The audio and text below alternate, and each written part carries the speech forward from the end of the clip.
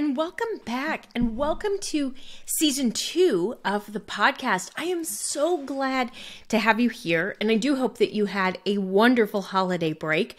It was fantastic here. It was nice. We took a couple of weeks off and just really relaxed and caught up and spent some time as a family, and are just kind of sliding into the new year. We're easing our way in.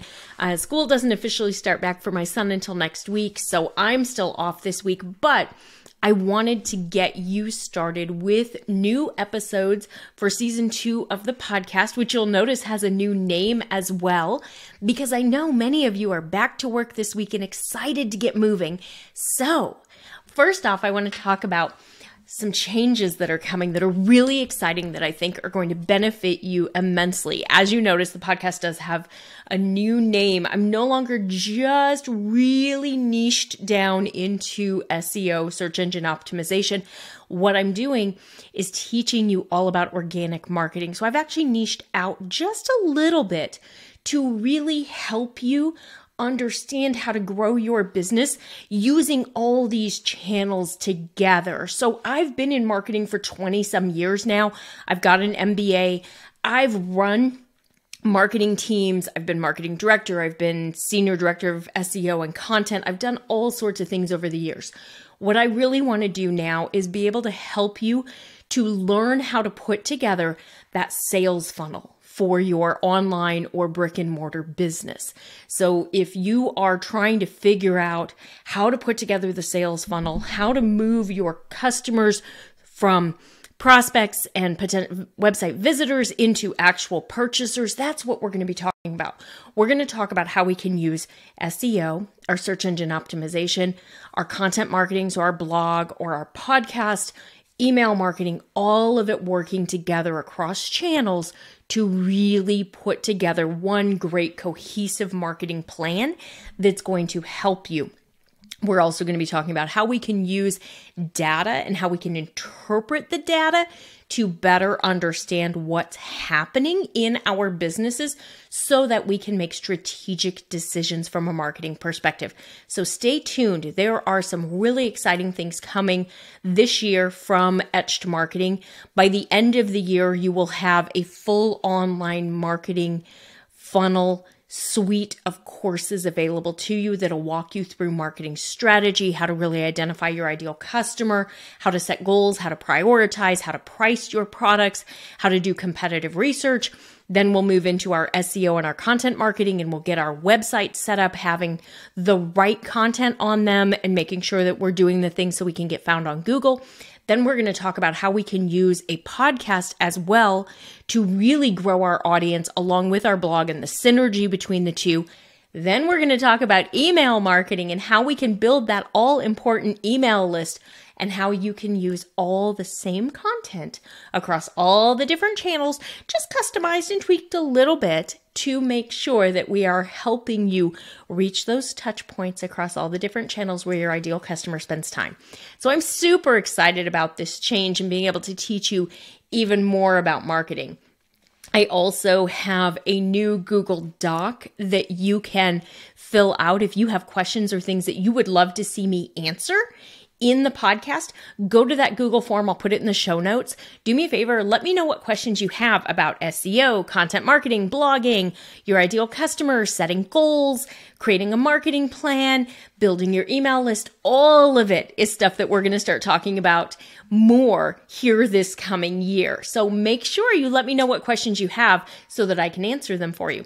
All right, today's episode, this is the very first episode of season 2 of the Simple SEO Content Podcast, which is now Simple Marketing and SEO. Now, what we're going to talk about is how we can improve your keyword research skills for better results.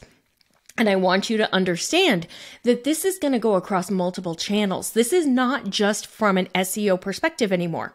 So when we talk about keyword research skills, we actually are using keyword research, and we're doing it slightly different, but we are using keyword research and using SEO keywords for our website, our blog, our podcast, and our social media channels. So I want you to really start to understand the synergy between all the different channels.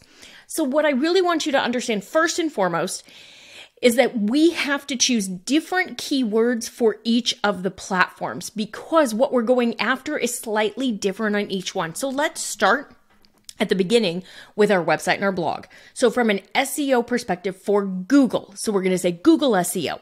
From a Google SEO perspective, we are looking to make sure that we are optimizing our website or blog with the keywords that our ideal customer is using that our website or blog has a really good chance of ranking for. Now, if you're not sure how to figure out if your website or blog has a really good chance of ranking for the keyword that you're considering using, take my free class right now, because that's one of the big things that I teach you in there is how to figure that out.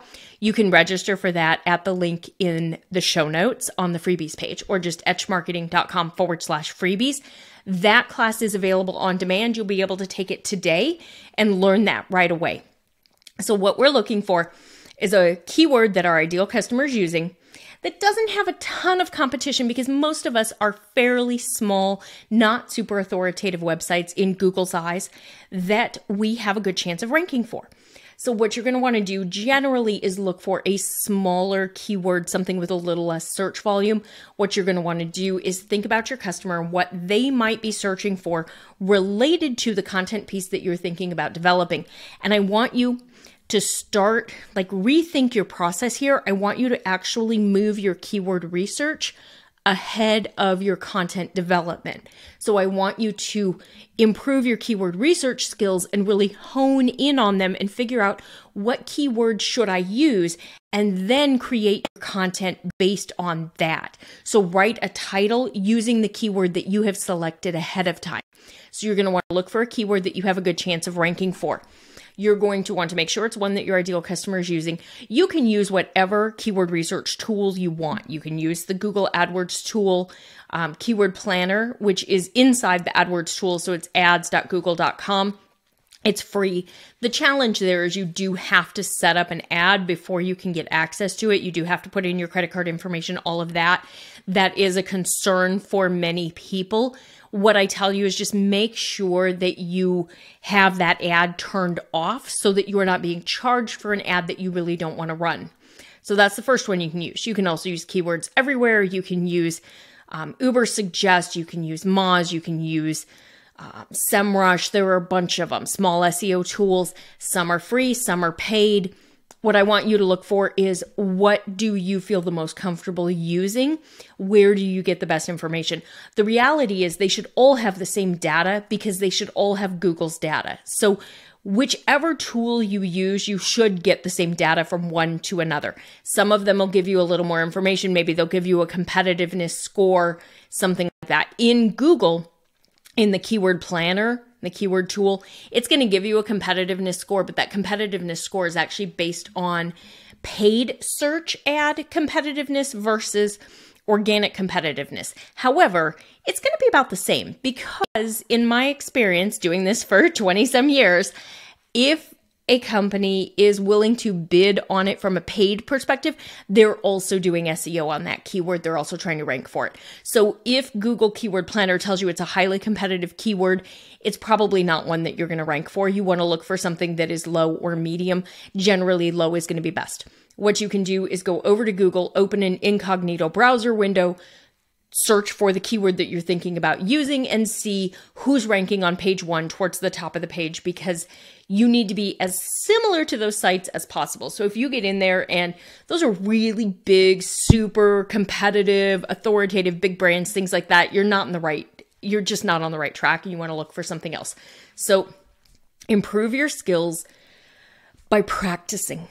Practice, practice, practice. It's going to take a while to get comfortable with keyword research to the point that you feel like you're confident in your ability to do keyword research. Now, if you would like to learn more strategies and have somebody kind of hold your hand and show you exactly what to do, sign up for Simple SEO content because I teach you exactly how to do all of this. We actually have a full module inside that class all about keyword research, and we have student Q&A calls twice a month, and we very frequently talk about keyword research. We review keywords that you've looked at, that you're thinking about using, all of that. So that is your easy button. You remember the Staples easy button commercials? That's your easy button, is simple SEO content, because then I can help you with this and we can work together. Or I have a brand new offering for you that's super exciting, and that is your personal one-on-one SEO keyword consulting call, where you and I hop on Zoom and we go through this, and in an hour, we figure out what keywords you're going to target for the most important pages on your website. You have my eyes on your business. Awesome. I know you were asking about that. So I made a point of getting that into the system and offering that for you, because I had a number of you asking, hey, can I work with you one-on-one? So now, yes, you can, and I'd love to do that. All right, that's our Google SEO. Now let's talk for a minute about podcast SEO. So if you are a podcaster, it's going to be very similar to what we're doing from a Google perspective on our website or our blog. We want to make sure that we are choosing keywords that our ideal customer is going to be searching for, and we're using them in our titles. So we're not going to have quite the same concerns about competitiveness on the podcast or also on social media as we do on Google. So in podcasting and in social media keyword research, we actually can go with those more competitive keywords. We're not quite as worried about having to be on page 1, having to be at the top, because there's fewer people that we're competing against. And the way that the podcasting algorithm works and the way that the social media algorithms work is that we just use more the core, smaller keyword, the one that generally, if you were looking at Google, you would feel like it was probably too big and too competitive to use for your website or your blog. Those are generally going to be the better ones to use for your podcast and your social media optimization. So what I want you to do, if you are doing podcast SEO research, go to Apple Podcasts.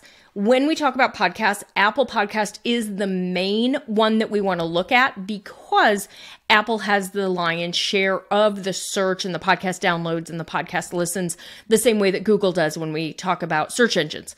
So we're going to go to Apple Podcasts, and I want you to start searching for keywords that are related to your business or related to the topic that you want to write about. And I want you to use that keyword research. I want you to look and see what shows up as far as shows are concerned with the keywords that you're thinking about. I also want you to look at episodes, and I want you to see who's showing up. What type podcast? What are they talking about? Do they look like they're interesting to people? Is it something that you can add more insight or information? If you see something where there's not a whole lot of people ranking for that word, that might be a good opportunity for you to see if you can get yourself in there and ranking. What I found from a podcast SEO standpoint is the most important thing is that you use your keyword in your title and you use your keyword in your description, and you make sure that you're helping your ideal customer, your potential podcast listener, to identify the information that they want is in that title. So that's where you're going to use your keyword, and you can use a more competitive keyword. Now let's talk about social media. Let's talk about Instagram.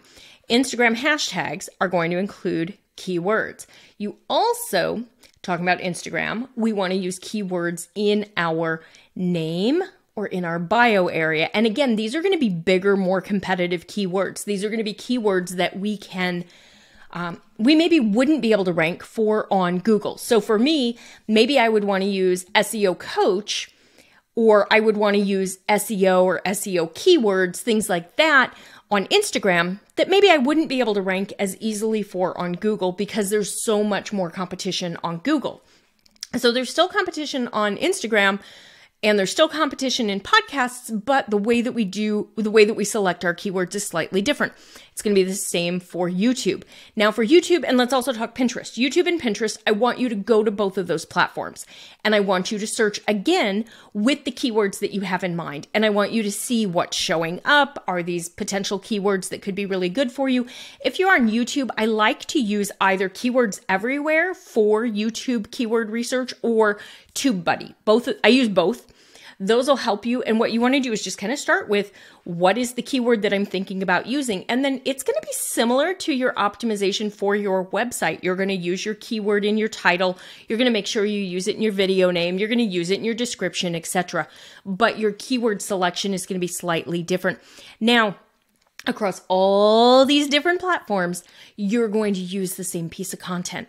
So by really understanding your keyword research process and understanding that it varies slightly from platform to platform, and you may choose a different keyword, you may need to name your content piece differently for your blog versus your podcast versus your YouTube channel. But it's still going to be the same piece of custom, unique, creative content that you have written or you have recorded or you have audio, video, whatever you have.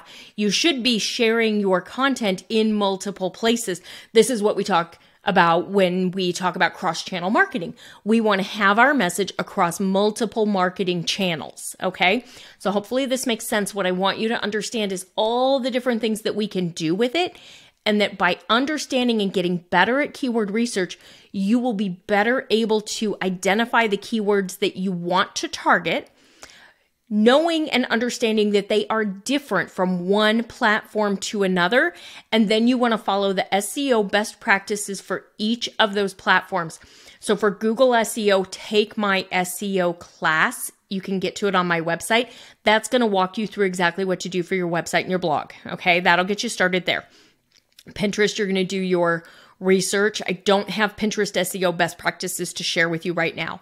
Instagram, you're going to want to use your core main keyword that really ties to your business in your profile. If you can include it in your username, that's awesome. And then also use it in your profile, like introduction area. And then on your podcast, you're going to want to make sure you're choosing keywords, and you don't have to worry with your podcast like you do with your blog. You can use the same keyword multiple times. Apple Podcasts will rank you 10 times for a given keyword. There doesn't appear to be a limit the way that there is with Google when it comes to your website and your blog. So you can have multiple episodes that rank for something like, for me, SEO keywords or SEO coaching or organic marketing. All of those are starting to have multiple podcast episodes that rank for that. And with podcasting, you can rank your podcast and you can rank your episodes. So your show and your episodes will both rank separately in Apple Podcasts. So I hope this all makes sense. I hope you understand that if you can get better at keyword research, you will get much better results. And this will help you get more downloads to your podcast, get more followers on Instagram, get more traffic to your website or your blog, get more visitors to your YouTube channel.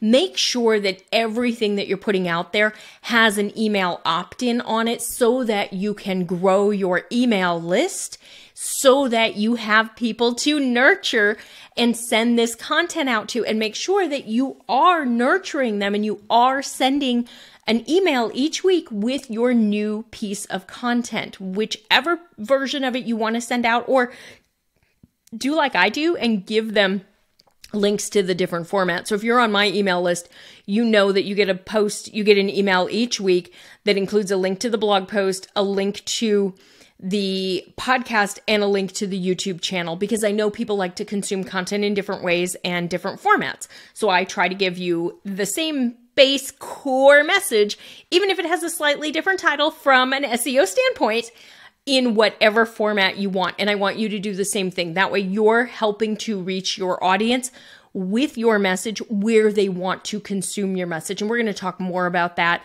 as we move through 2024. Can you guys believe we are in 2024? It seems crazy to me. I want to thank you so much for being here with me today, and I will see you next week. Let me know what questions you have. Look for that Google Doc link in the show notes, and let me know what questions you have so that I can address them on the podcast and blog as well. Bye for now.